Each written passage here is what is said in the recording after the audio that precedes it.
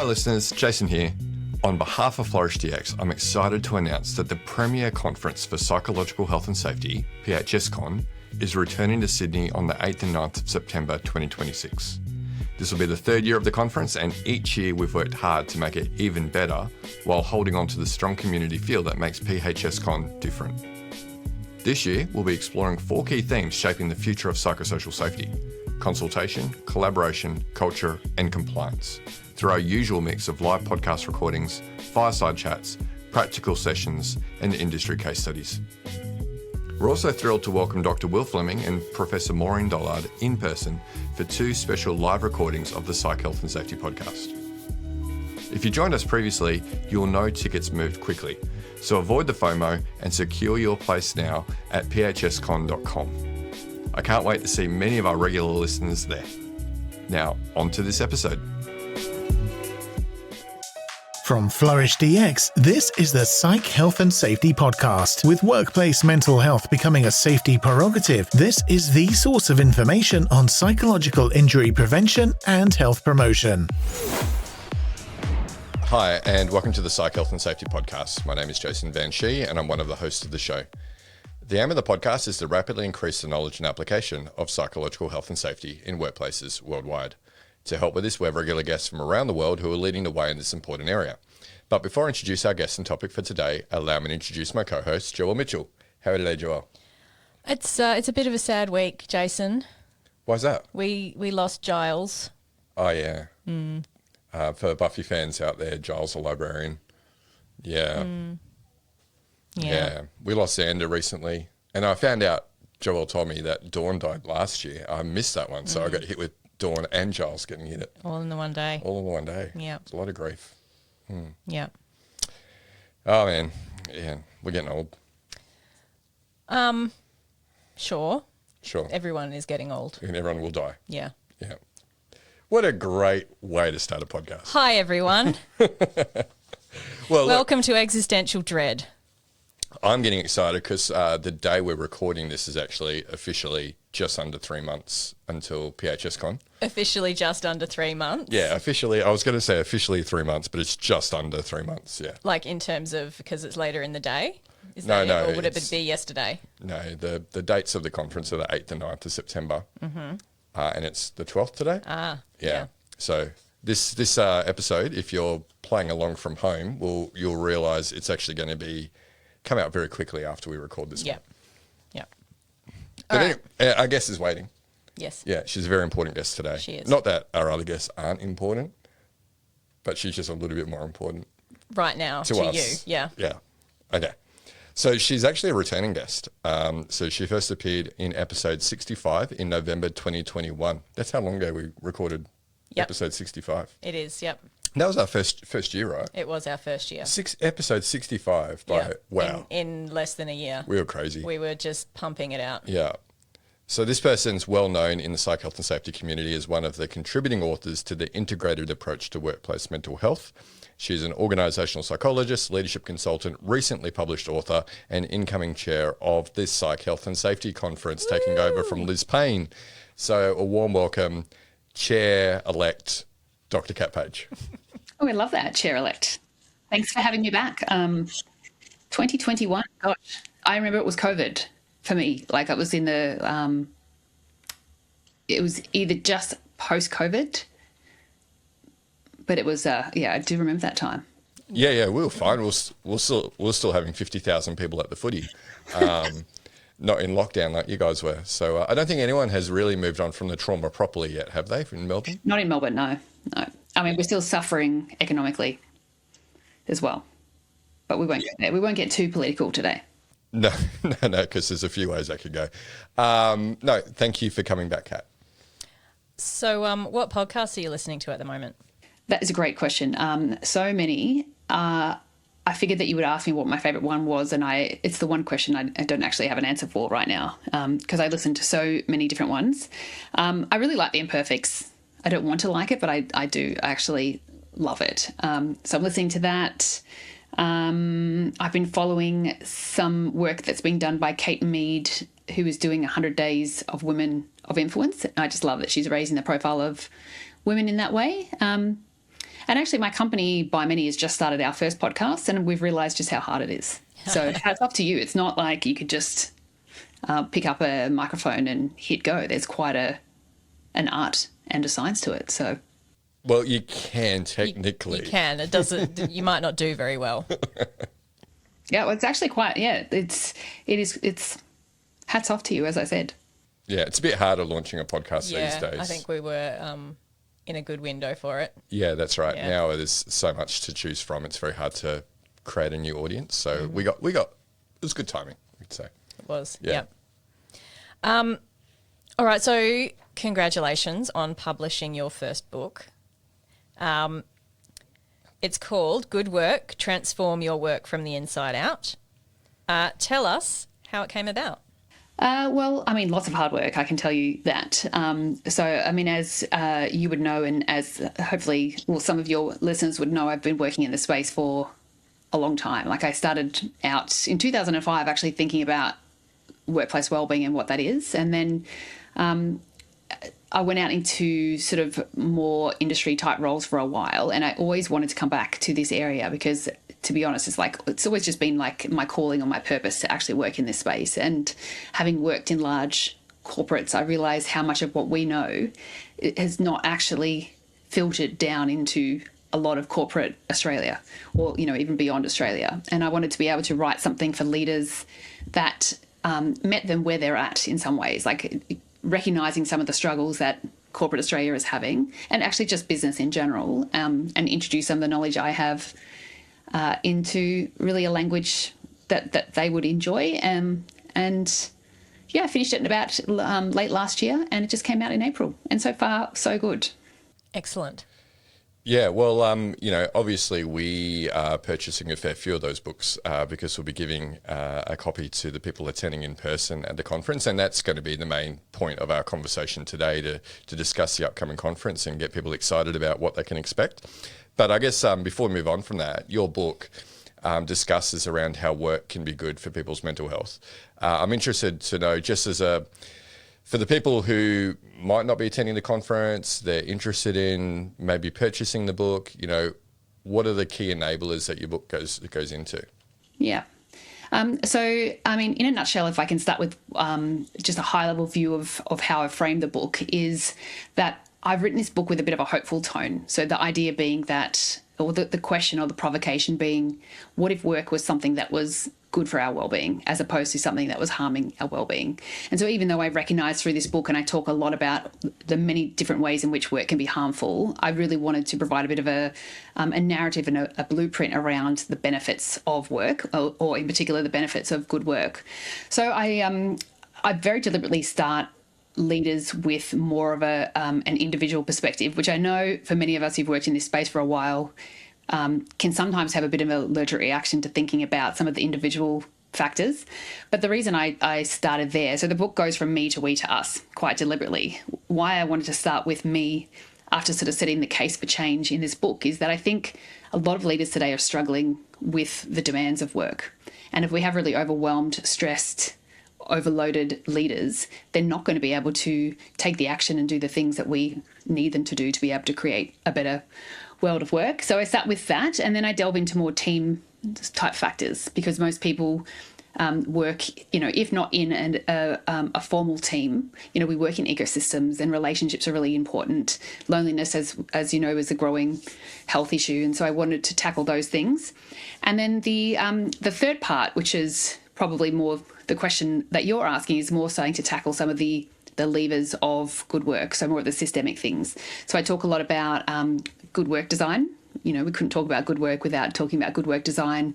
I talk a lot about autonomy, about the systems approach to stress prevention, and the work of, my colleagues and I on the integrated approach. I talk a lot about purpose and meaning as well, so how you can find that for yourself, but also as leaders, how we can create that for others.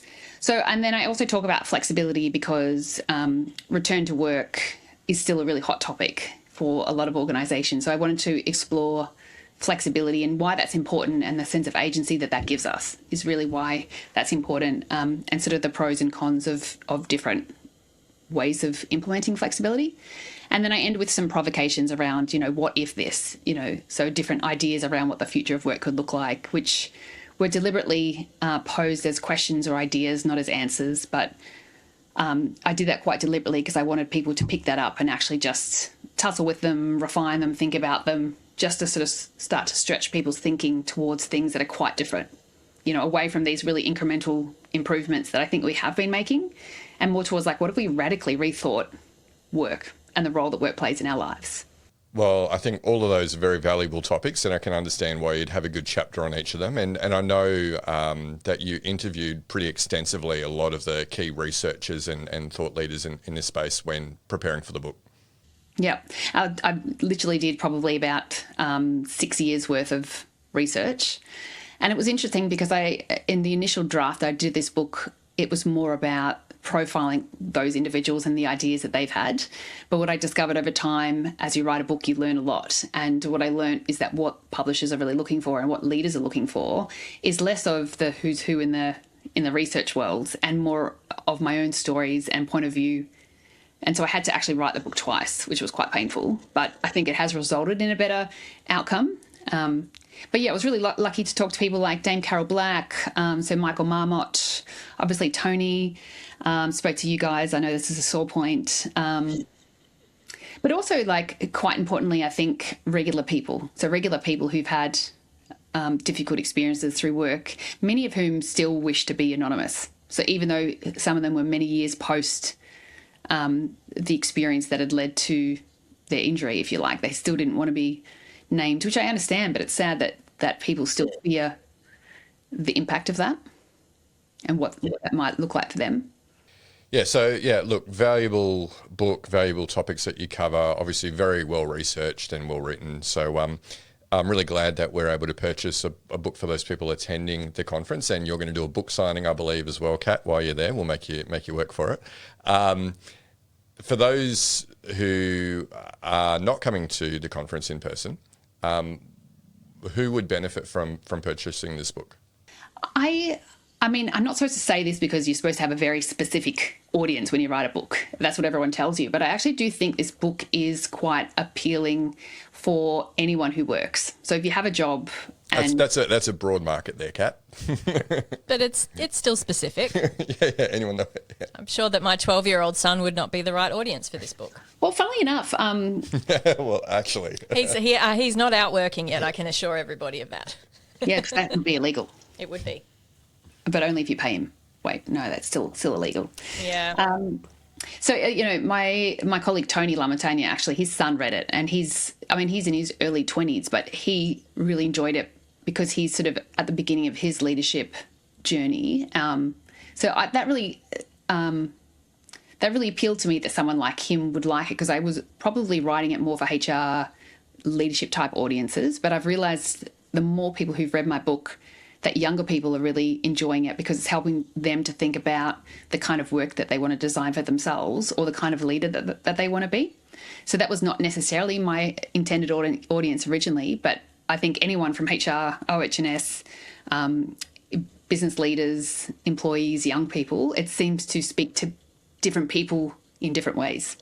Yeah, I imagine it would give them the language to be able to better advocate for themselves in the workplace as well, and kind of give that solutions-focused approach, not just saying, I'm really struggling and I don't know what to do about it. You're actually giving them kind of the framing and the language to go, well, actually, it's these aspects of work that are really giving me a hard time, and here's how I think we could improve those things.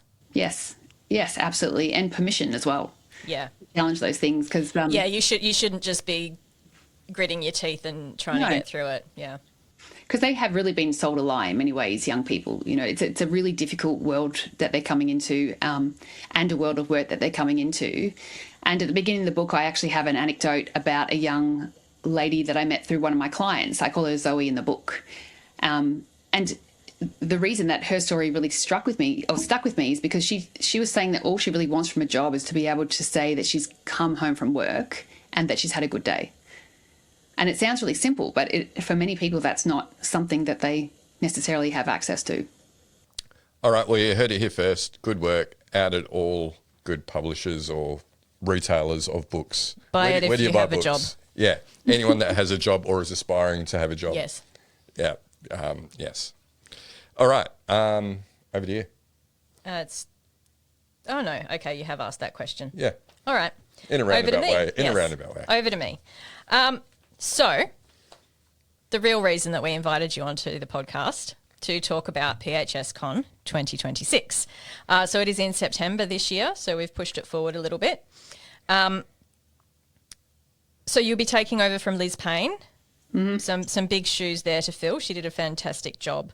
And obviously, you know, the feedback that we got from people was all around her authenticity and her humour being big strengths for her as chair. What are you going to bring to the chair this year? Am I still allowed to have those two things, or do I have to pick different things? I mean, you know, it's up to you if you want to be original or not, Kat.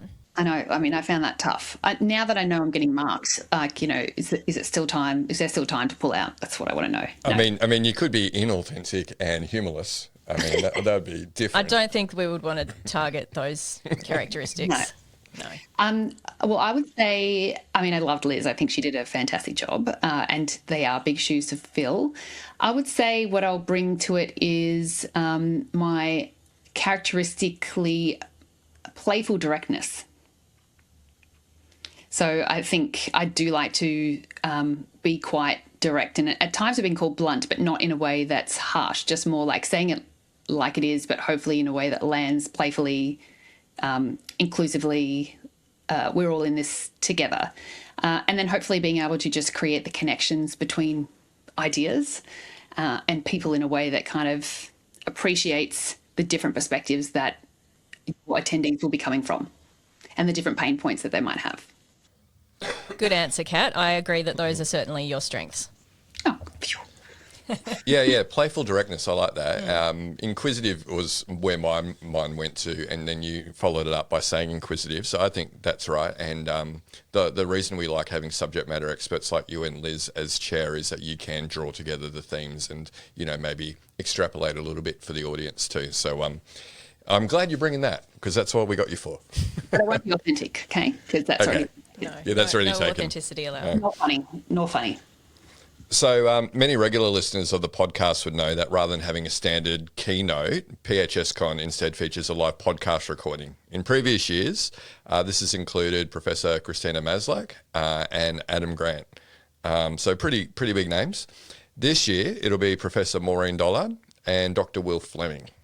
So what do you know of their work, and what would you be keen to learn from them?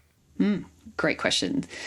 So Professor Maureen Dollard, like, she is one of the founding kind of thinkers in this space. It's someone that I've long admired and looked up to. So I think what she's really well known for is the idea of the psychosocial safety climate, which was really a big idea at the time, and I think it still is. And I particularly remember this idea of us talking about it as the cause of the causes, which I kind of like that. So I think what she brings is a huge amount of experience over decades. And I would say she was probably one of the early pioneers for, or advocates for, the importance of leadership commitment and putting more of the responsibility onto organisations and away from resilience. And, you know, she's still like a huge researcher in this space. I think Maureen was actually well ahead of her time, right? Actually thinking we should be measuring management commitment and how companies are consulting with employees on psychological health and safety when most companies hadn't even heard of what that actually is. So it's always been a bit of a mouthful, though, hasn't it? It's anything that has the word psychosocial in it just like immediately terrifies people. And then obviously she added climate to that as well, which is another term that I think people get quite confused by. And what the difference is. So, yeah, so I think what I'm looking forward to learning from her is maybe what she has seen change over the years, and then maybe some discussions with her, given her vast experience around the rich history in this space, what the next frontier will be, particularly with AI being the big elephant in the room. And I've always had a question in my mind around how do we move away from employee surveys. So obviously she has been quite prolific in developing instruments to measure these things, which is what we've all been quite reliant on. I'm interested in how with AI, are there other ways that we're going to be able to use that to help people on the journey, like whether you can equip AI to not necessarily to measure the psychosocial safety climate, but help people to implement changes as a result of it. So I think that's a really rich area for focus. And then Will is, I would say, more of a recent arrival on the scene. So he's based in the UK. I think he's at Oxford. I'm pretty sure he's a postdoc researcher as well, or he has recently completed that. But he made quite big ripple effects in the field because he was part of an area of research that was looking at whether or not, or what the value is of different interventions in terms of the impact that they have on mental health. And I think he was able to show in his research that individual interventions are, as we would suspect, not necessarily hugely impactful in terms of organisational outcomes, and that I think that was a really important piece of research. Oh, look, we've had Will on our podcast. I don't think he would mince words and say that they are not worth a lot. Yeah. So you would say they're not worth a lot? I don't want to put words into his mouth, and I'm not saying it myself, but he was... I'm pretty sure he said they were worthless. Yeah, something along those lines. Yeah, if I'm paraphrasing, yeah. Yeah.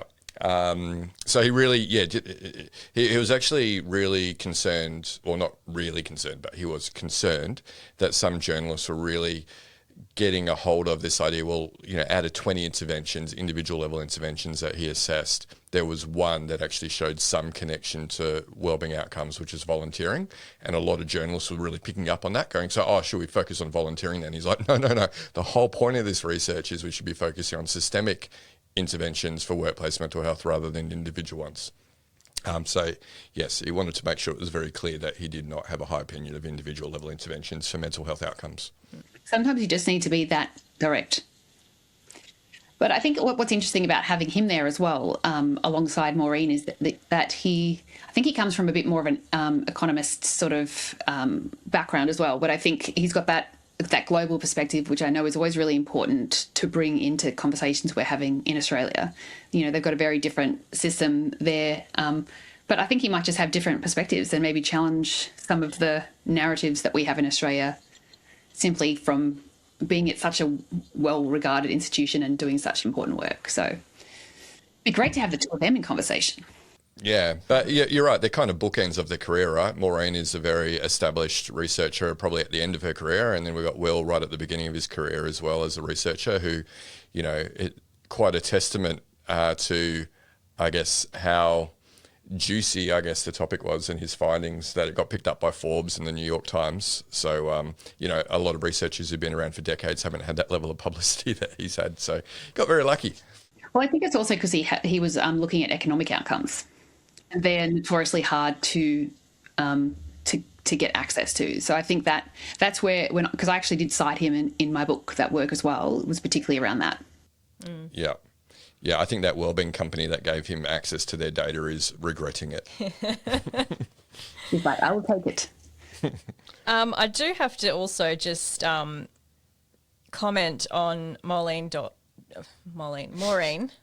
as such a fantastic example of grace under pressure. I saw her present at the Work Design Conference a couple of years ago here in Perth, and she got up and kind of started going through her presentation and then very quickly realised that whoever had shared the slide deck with the conference had shared the wrong deck.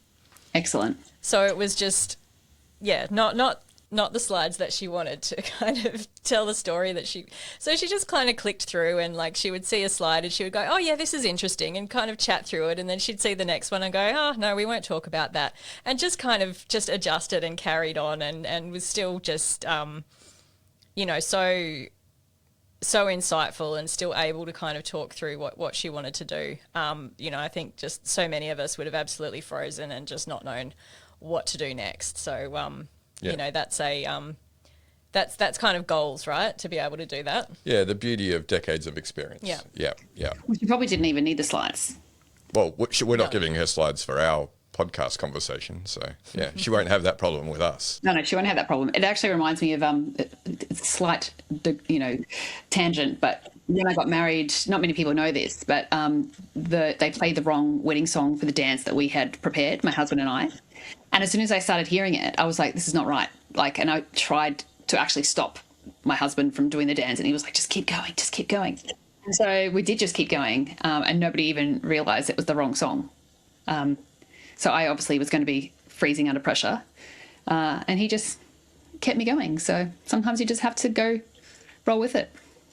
That's a nice balance of strengths between the two of you then. And clearly, yeah, you had some humour in the moment, because I think a lot of bridezillas would really freak a lot at that. Yeah, well, I mean, it definitely wasn't ideal. Grace under pressure, Grace under pressure. And Absolutely. it still worked. It still worked. Somehow it worked. It's music, there's a beat. Yeah. People probably were drunk by then, so it was fine. Exactly. Yeah. They were just impressed that you guys were doing anything. And it was a great dance, I will say.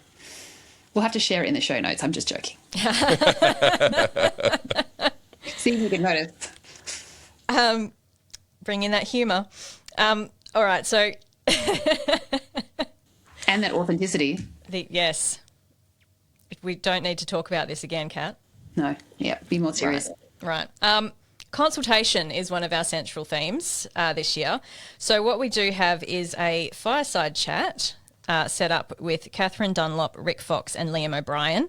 And their focus will really be to go sort of beyond legal requirements for consultation and think like, how do we do this practically? In particular, how do we consult with Indigenous workers and union members? What are you hoping that this group covers in their discussion? Well, I love that we've got a lawyer in the mix there, and I really actually love her. And the others, what's their background? So Liam is the Assistant Secretary for ACTU. ACTU, yeah. And so trade unions. And then Rick Fox is a Indigenous health and safety consultant. Yeah, great. So I think already there you have your answer, is that I think when we think of the word consultation, we all think of it differently. Many lawyers, and I've had the opportunity to work with lots of them, they literally do interpret often this idea of consultation to the letter, and not Catherine, but many not necessarily wanting to go beyond what's expected. So I think the trade unions would not necessarily interpret it in that way. It is about interpreting it with the intent, which is to actually bring those voices up from the ground and to the fore. And then obviously with the Indigenous side of things, they're voices that are often silenced, so we don't hear a lot from those. So I think actually just having the three of them exploring the tensions and the trade-offs, and less about what the legal requirement is and more actually what it means to actually do it in for real, with the intention of actually understanding how people are experiencing work. So I think, and maybe even just getting a little bit of, I don't want to say tension, but just naming some of the tensions and the paradoxes and the issues with it, given their diversity in terms of their backgrounds, I think would be really fascinating. Yeah. And look, we do sometimes still hear about unions and employers not being on the same page regarding, what is the right approach around consultation around psych health and safety. So, yeah, between the three of them and having that legal perspective in the mix, I'm hoping, we can have some good tips for the people attending the conference to take away. Another core challenge beyond consultation that we'll be picking up as a theme is obtaining and maintaining executive attention and support for psychosocial safety initiatives. And it kind of aligns with, obviously, Maureen Dollard having a key focus around management commitment.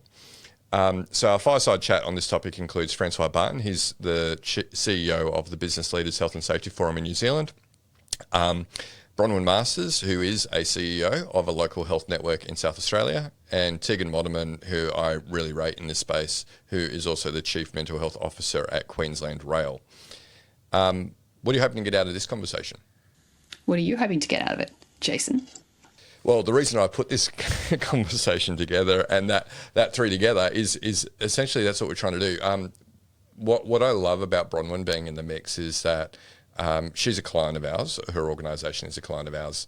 And she was the first local health network in South Australia that we worked with. So she gave early support when the evidence of others doing similar wasn't there. So I'm really keen to hear what swayed her, because I haven't had the conversation with her, so I don't know. But on the back of that, we wrote a submission for the AIHS National Awards for the work that they did in this space, and they made it out of 100 submissions for a psychosocial safety award. They made it to the final 5, and her and 2 board members actually flew to Sydney for the awards night to support the champion who was progressing this work at their local health network. So really visible commitment and support of the work that was going on. So I'm actually really curious to hear from a CEO herself, I guess, what kind of got her attention and got her initial commitment, why the ongoing commitment, and how is then she sharing that with others? Because we're now working with 7 local health networks in South Australia, a lot of that from the early work that she supported as well.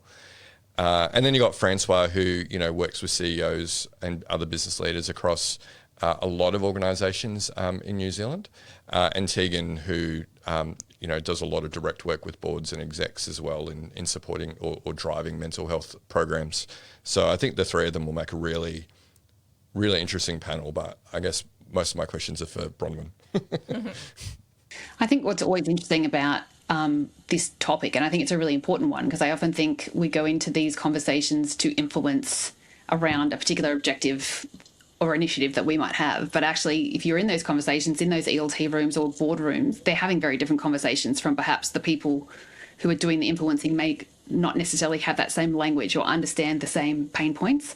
So I think people coming in and learning not just the language that is used and what gets their attention, which I think is really important, but also what's the thinking process that someone would need to go through to emulate that across industries. Because in every industry, in my experience, every organisation, but definitely clustered across industries, have very different things that they talk about in those rooms, or things that will actually get them to change their behaviour. And it really depends on what makes that company successful, or what costs them money, or how value is thought about or derived. So just understanding how you even go about working that out for yourself, I think, is always better than telling people the answer, because they will share their experience, which is useful. But I think sharing what they've learned from that experience and advice for people who are as yet have not necessarily been as successful as they might want to be in terms of getting that executive attention. And I think just knowing what they talk about in those meetings is really important. Like, what actually does get them worked up and worried, and what are they looking for from people who might be sponsoring this work? What are they looking to hear or see or witness that would make them want to actually commit the resources and the time that's required to actually make real change happen? And how you get them thinking long term. Like, I think that's a really important thing. Like, not just even within a year, but well beyond that, because as we know, these initiatives take time to develop. Even getting people to align around the right question or the right problem to be solved can sometimes take a really long time in some sectors. So how do you get people to invest sustainably into these things? Are your psychosocial safety investigations creating more harm than they prevent? When complaints involving bullying, sexual harassment, or other psychosocial hazards arise, poorly designed investigation processes can increase distress for complainants, respondents, and even investigators themselves. Do your processes leave people in limbo for months? Are HR and safety still running separate investigations that duplicate effort and increase the risk of re-traumatisation? And are you confident that your approach meets obligations under both WHS and industrial relations law? If your investigations approach needs an uplift, FlourishDX has launched a new accreditation program designed specifically for internal professionals. The Psychosocial Safety Investigation Method, or SIM, provides a practical, integrated framework for investigating psychosocial safety matters in a way that aligns HR and safety approaches while reducing the risk of further harm. You'll leave with practical tools, templates, and processes you can immediately take back into your organisation to strengthen your investigations capability. SIM is the new industry standard for psychosocial safety investigations. Register for an in-person or online accreditation course at flourishdx.com. Kat, I'm going to take an AI summary of this podcast, and then I'm going to just send it to all of the panelists and go, hey, here's some starter questions for you to think about for your talk. Great. You're doing a lot of work for me. Thanks, Kat. This is all part of Jason's strategy, you know, Kat. Yeah. Just get Kat on a call and record it and say it's Yep. a podcast, and then she does all the work for me. No. I'll happily just send it over, and I'll just call me Cat GBT. Kat, You've used that one you're being before, funny again. I'm sure. Sorry. Yeah. Right. So look, we all love Tony LaMontagne, and so Who's that again? Who's that again? I think I've heard the name. That guy that you used to work with a while back. Yeah. So when we first reached out to Tony, he was travelling, and fortunately for us, his travel plans got cancelled, so he became available. So we took advantage of that. So he is going to be moderating a panel discussion. So we've got him set up for the final panel on day 2 of the conference, no pressure. And the topic is going to be psychosocial risk compliance in practice. So where are the gaps that you've observed currently between what the legislation requires and the sort of practice that you're seeing? I thought you were going to ask me more about Tony, because Tony actually moderated my the launch of my book, which was it's actually funny having such an expert being the moderator of this panel, because it's almost hard not to ask questions that are almost going to be leading them down a particular path, and he will do that really, really well. So some of the biggest gaps. So I think knowledge isn't the biggest issue anymore. I think it still is an issue that that people don't necessarily, they know what needs to be done. I think the real question is how you actually make it stick, which sounds obvious, but it's actually really, really incredibly hard, because you can read the legislation. And actually, by the way, a lot of the organisations I work with are dealing with multiple legislations. So they're almost having to do this internal harmonisation, which is tricky. So firstly, even understanding what is expected from a compliance perspective, but then making decisions around, as an organisation, what is our aim? Is our aim to comply? Which, to be honest, I'm actually seeing one of the not so positive impacts of the regulations is that many organisations who I would say were aspiring to more before are now just aspiring to comply, and that compliance is not necessarily requiring them to reach as far as they might otherwise have reached, because they're worried about having missed a step or not crossed a T, dotted an I somewhere. So in some ways, it's actually causing them to regress a little bit. But I think in the meantime, that's okay, because I think what will happen is that we'll get more people complying. So more of the population will actually be lifted up to that compliance level, which is that's actually a huge undertaking to even get more businesses, particularly small businesses, from complying. And then once we have that level playing field, I think we will then start to see more organisations actually moving forward. So I think some of the biggest gaps are then, I think in certain sectors, like smaller businesses are really struggling with how they do this, because your big organisations like your BHPs and your banks and whatnot, they've got a lot of people internally to draw on to help them to close the gap. But just providing people with guidance around, what's the first thing I do? Like, how do I even get to a level 1 or a level 2? And actually, what are the steps? Who do I need to consult with? So it's all the little stuff that sits in setting up this as a project is the stuff I think that people really need help with. So in terms of the gaps, to come back to your question, I think risk identification and risk control is still a big issue. So I think people can articulate the risks now. It's much harder for many organisations to work out what is an effective control and then to test whether those controls are working. So I think that's still a big gap. What the difference is between compliance and culture change as well. So I think that's a really important thing. And just even like how you can make use of existing data is a really important thing, because a lot of organisations collect a lot of data about a lot of things, but aren't necessarily able to answer the questions that they need to answer to be compliant or to work through what they need to be compliant. So yeah, that's just some of the things I'm seeing. Bearing in mind that I mostly work in my line of work with the really large corporates. So their problem is more complexity, is more the issue. Like, how do you actually, they kind of know what needs to be done, but how you actually get a huge organisation to move to align and then move in a particular direction is really challenging. I think for the smaller ones, it's more about how do we find the resources for this? So I think they're grappling with different things. Or how do we fight against some of the bigger issues that are more sitting at the level of policy, or, you know, how the business model is designed, how we actually measure performance. Like, some of the stuff is really baked into these systems that we need to change. And addressing workload is still a huge issue. Like, I don't think anyone has really quite cracked that in terms of capacity is an issue. How are we going to fix that? It's not AI. AI is not the answer to that. It actually is redesigning the work, which actually, and I do this work, is really, really hard. And it takes time, and it means navigating through a lot of ambiguity and not being able to tell people exactly what the next step is, because you have to do step 1 in order to know what to do in step 2. And then you need to do step 2 in order to know what to do in step 3. And that's a lot of discomfort for people to sit in.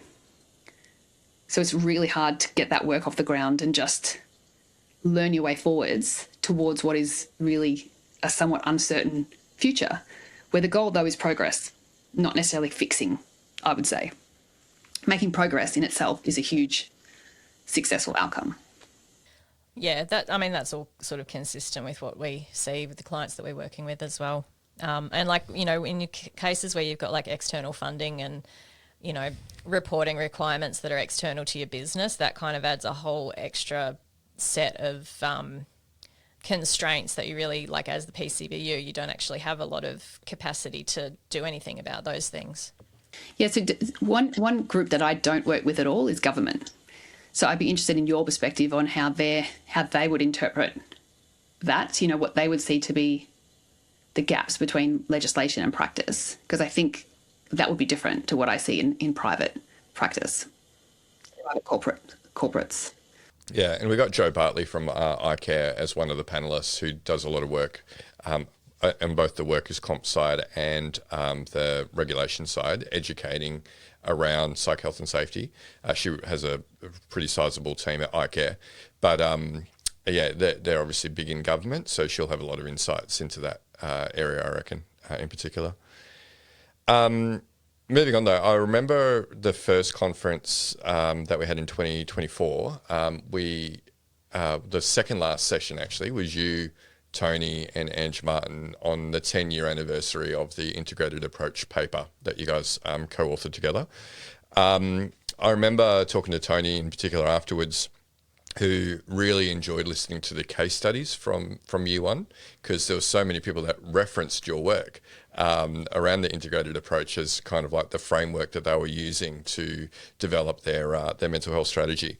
So we've got a number of case studies again this year. We've got actually some really, really interesting ones. Not that previous people have not been interesting, but they're always really interesting, which is why we select them.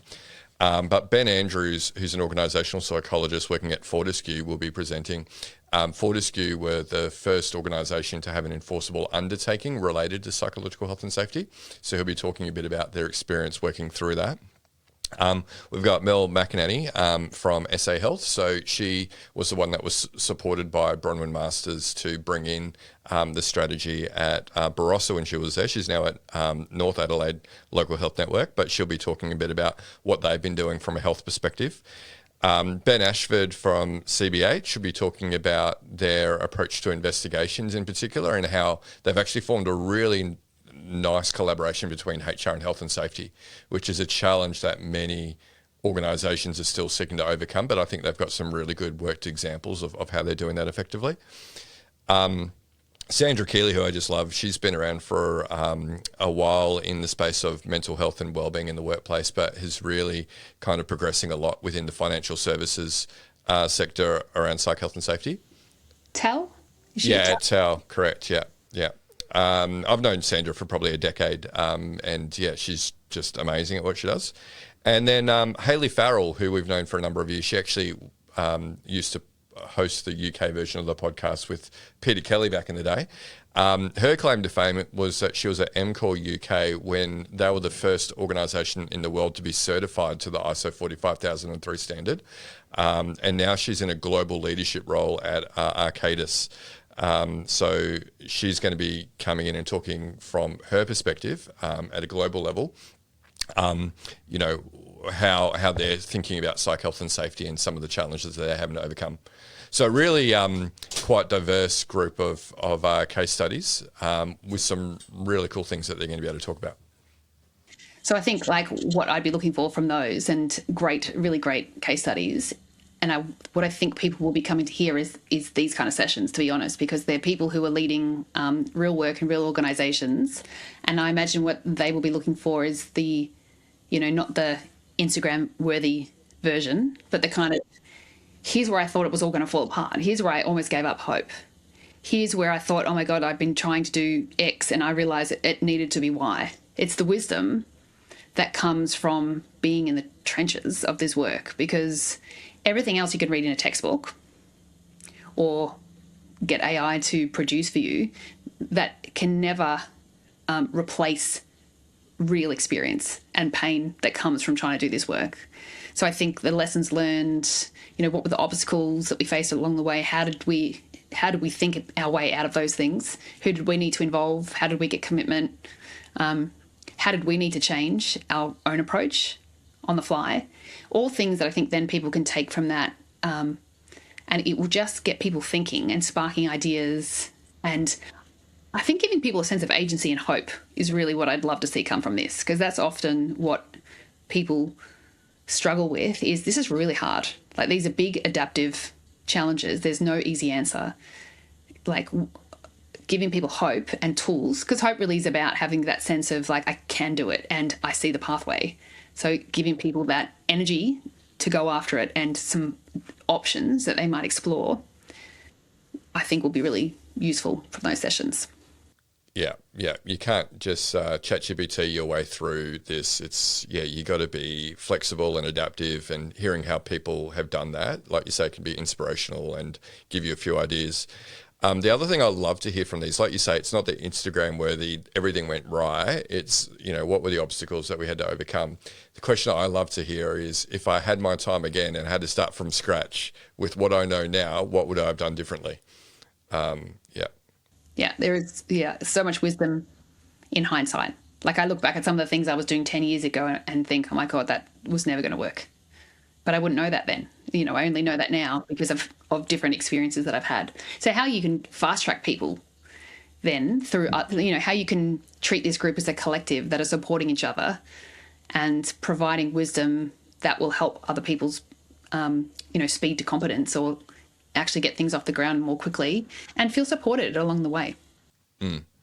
Hey, one of the things that I got right, I think, on the first conference was the design of the case studies. So each case study presenter gets 25 minutes each. Then we bring the three of them back for a 30-minute audience Q&A, which we facilitate through Menti. And we use Menti so it's not just the loudest person in the room to grab the microphone and ask a question, but it gives a level playing field for everyone to put a question and for that to get upvoted. And it doesn't matter whether you're in the room in person or if you're attending virtually, everyone's got the same opportunity to put a question in, right? Also stops those people from who just like to Make say a statement. something and Yeah. not actually ask a question, but just like to be a bit of a poser. Yeah, hi, it's Jason Van Schie here, organisational psychologist at Flourish DX. I just want to say I love your presentation. No question. No, not even that. It's like, well, yeah, I don't think that you did that the right way, actually. And here's how I would have done it differently. Yeah. And this is why that would have Yeah. been 5 times better. Yeah. So we like doing that. We usually get like a few dozen questions for that panel. So, always some really good ones. Those questions, because I think there's almost a thematic data analysis there in the types of questions that people are asking. Will tell us a little bit about what people are struggling with. Yeah, we might do that this year.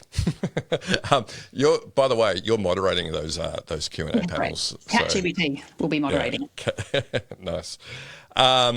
So as I was saying, not a question. I just want to make a quick statement here. There is another session that we're actually trying for the first time this conference, which is more of a practical session. So I think people like getting a bit hands-on when they can, and we've facilitated that in previous conferences by having a half-day masterclass. So there's a number of topics that we covered in masterclass type environments, but we're not doing that this year. We're simplifying things ourselves.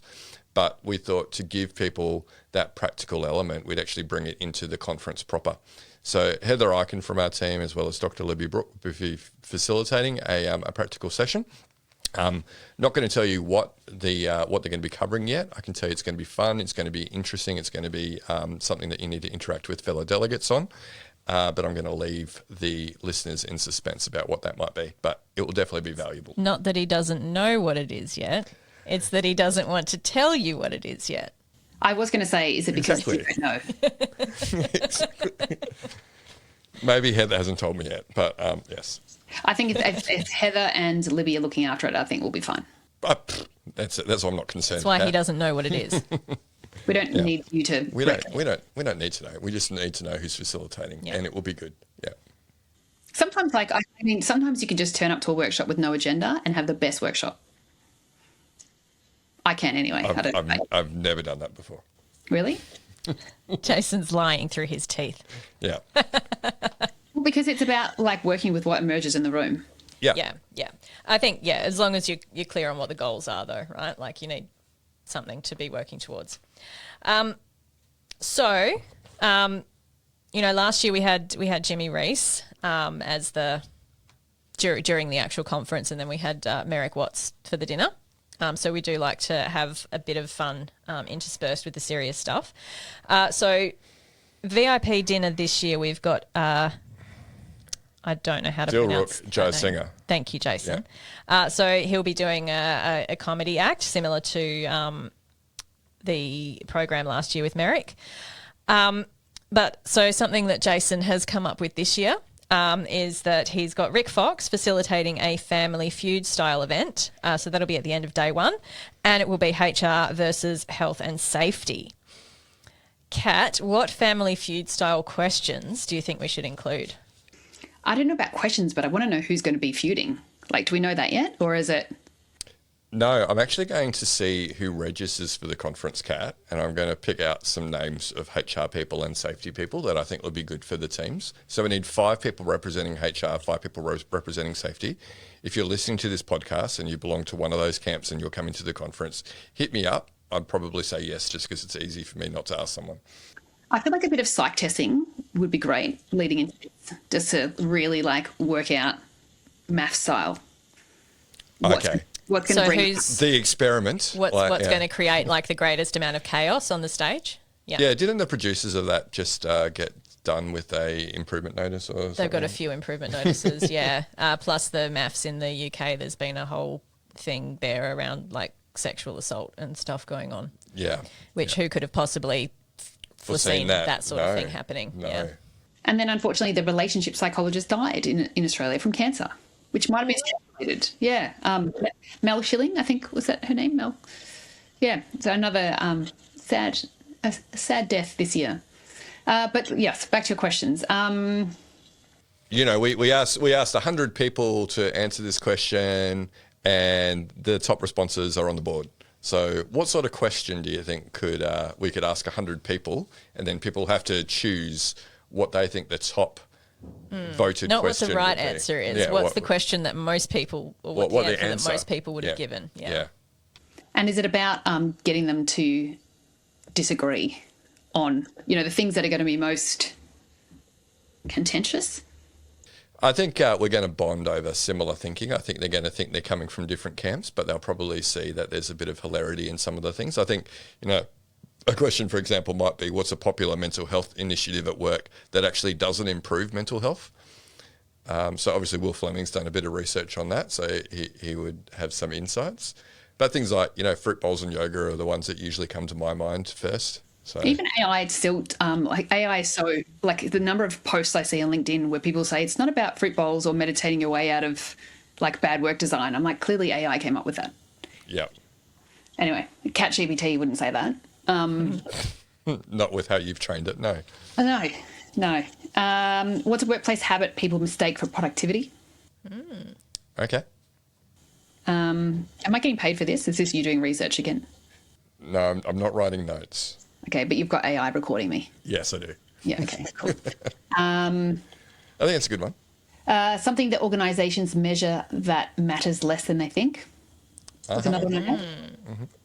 The biggest source of unnecessary work. Bosses. Oh, things that could be an email rather than a meeting. Or no email. Yeah, I mean, No. you know what I would love to do away with is PowerPoint packs. I'm going to put my hand on my heart and say, definitely.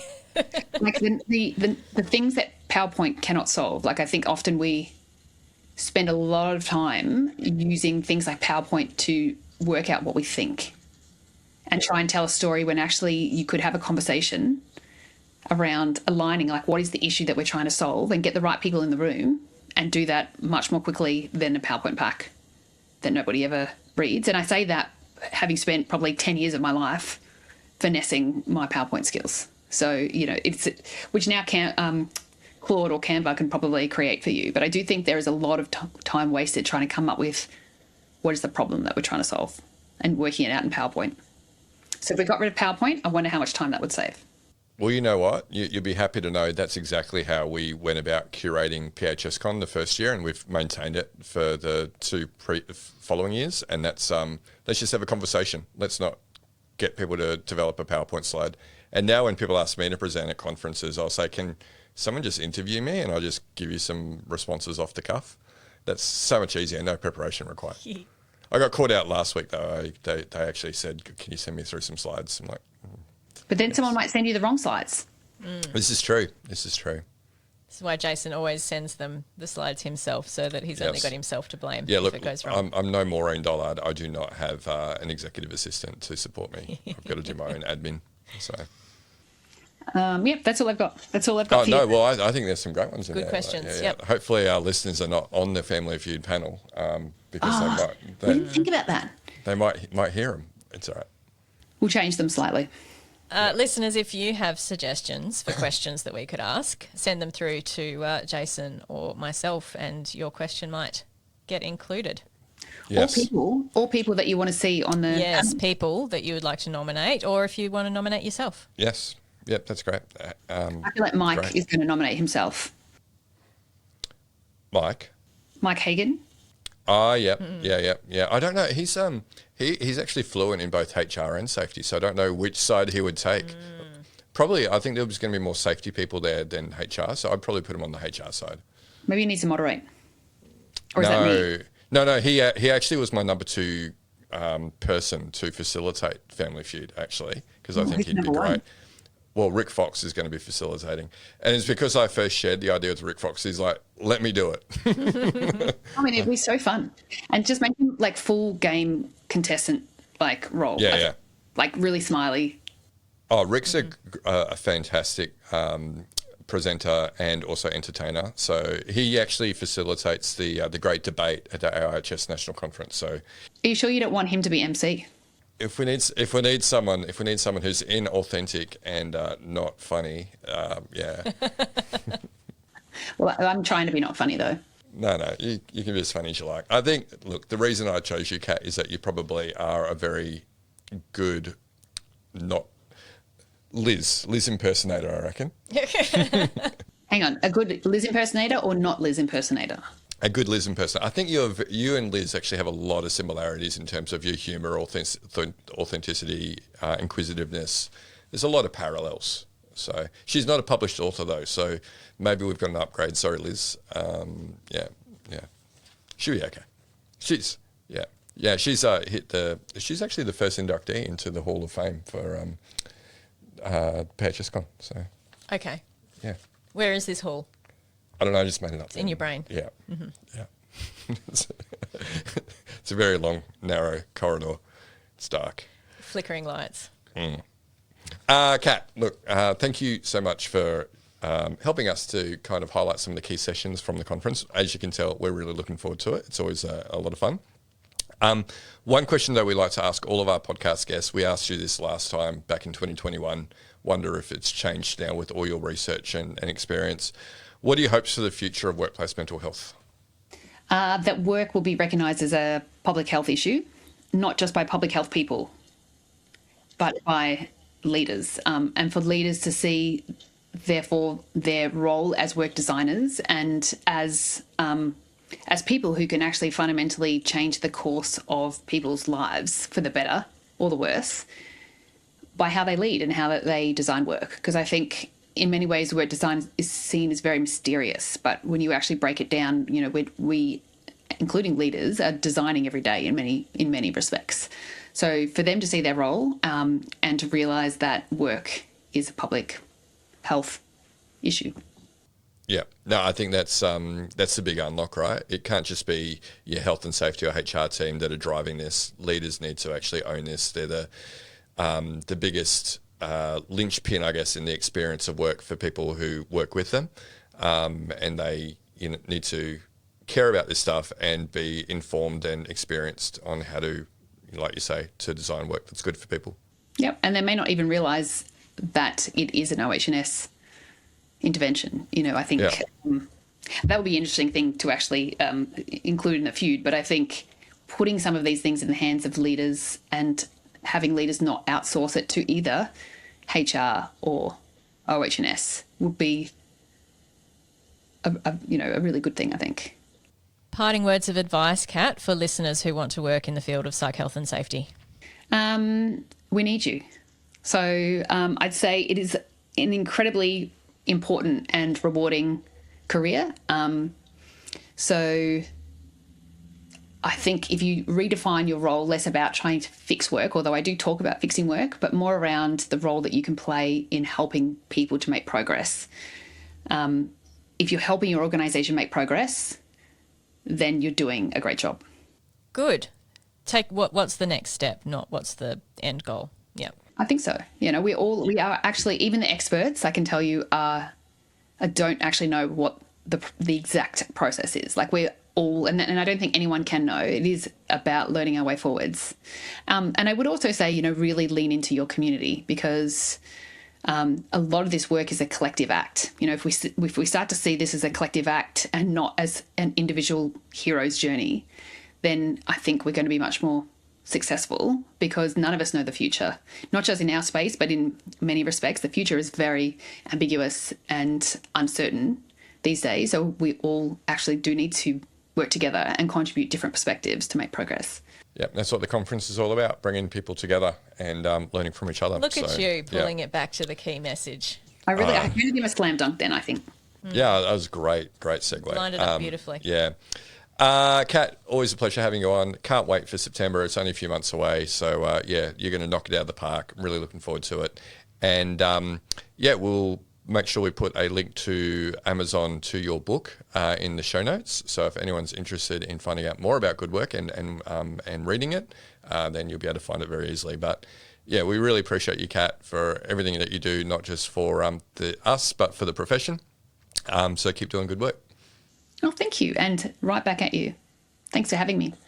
Well, listeners, that brings us to the end of this episode. Remember, we do record these over video with our guests, and you can catch all of the previous videos, including the one that we did with Kat back in 2021 on the Flourish DX YouTube channel.